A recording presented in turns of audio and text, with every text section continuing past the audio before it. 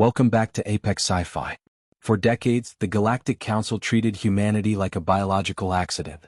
They looked at our high-gravity bodies and called us heavy-G brutes. They saw us eating spicy food and breathing smog and called us poison drinkers. They saw our rusted ships and called us scavengers.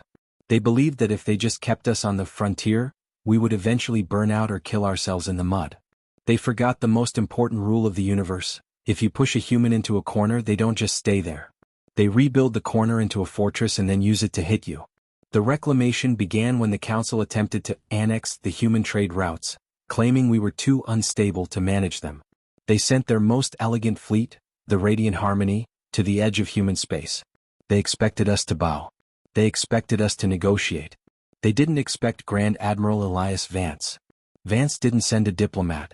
He sent a signal that was broadcast to every human colony, every mining station, and every cargo tug in the quadrant. The galaxy thinks we're a nuisance. It's time to show them we're the owners. All ships, all stations. The reclamation is go. The Radiant Harmony fleet was waiting at the Siren's gate, the primary jump point into human space.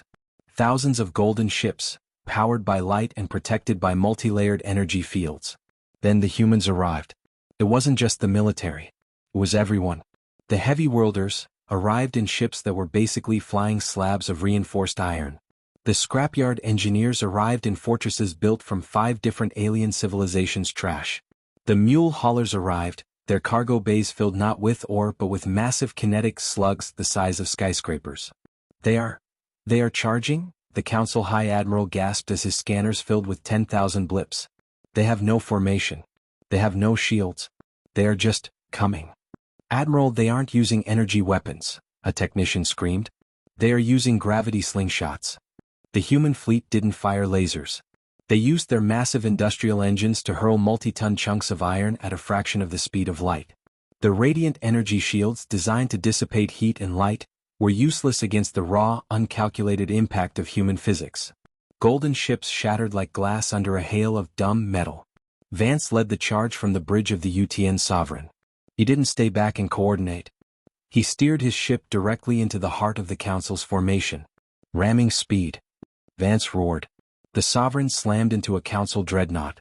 The human ship's reinforced steel nose punched straight through the alien's elegant hull. Boarding parties, move out. This wasn't a tactical insertion. It was a breach. Human miners used thermal lances to melt the alien airlocks. Human gladiators from the pits of Gara leapt onto the alien decks, their high-G muscles turning the elegant Council guards into ragdolls. Human poison eaters flooded the corridors with smoke and CS gas, substances that the humans ignored, but that sent the refined aliens into immediate respiratory failure. The battle for the Siren's Gate was over in an hour. The Radiant Harmony was a cloud of golden scrap. But Vance wasn't finished. Target the galactic hub, Vance commanded. We're going to the center of the garden. The human fleet arrived at the Council's homeworld, Celestia, like a wall of iron. The Council leaders, watching from their ivory towers, saw the sky turn black with human ships. They saw the mule freighters docking with their luxury space stations. They saw the scrap fortresses parking right over their capital cities. Admiral Vance descended to the High Council chamber in a dirty, soot-stained shuttle. He walked into the hall, his heavy boots cracking the pristine crystal floor. He wasn't wearing a dress uniform. He was wearing combat fatigues and carrying a battered helmet. The Council High Elder stood up, his voice trembling. This is an illegal occupation. You are savages. You cannot take the galaxy by force. Vance looked at the Elder. He looked at the holographic maps showing human ships over every major alien planet. We aren't occupying you, Vance said, his voice a low, gravelly rasp. We're reclaiming the respect you forgot to give us. You called us rats. You called us weak. You thought the frontier was a cage. Vance leaned over the Elder's desk, his shadow looming over the alien. The frontier wasn't a cage, pal. It was a training ground. We've learned how to live where you die. We've learned how to build with what you throw away. And we've learned that the only reason you stayed on top was because we were too busy surviving to look up. Vance straightened his back. The galaxy is open now. We aren't going to rule you. We aren't going to tax you. But you are going to listen.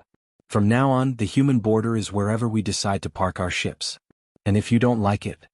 Vance tapped the heavy pistol at his side. You know where to find us. The reclamation changed the face of the galaxy forever.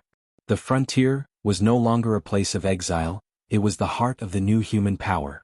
The aliens learned to respect the heavy hitters from the Red Planet, the poison eaters from the toxic moons, and the engineers from the scrap worlds. The Council issued a final decree that was sent to every star in the sky. Do not underestimate the humans. Their skin may be soft but their will is iron. They do not follow the laws of the galaxy, they follow the laws of the mud. And in the mud they are the only ones who know how to win.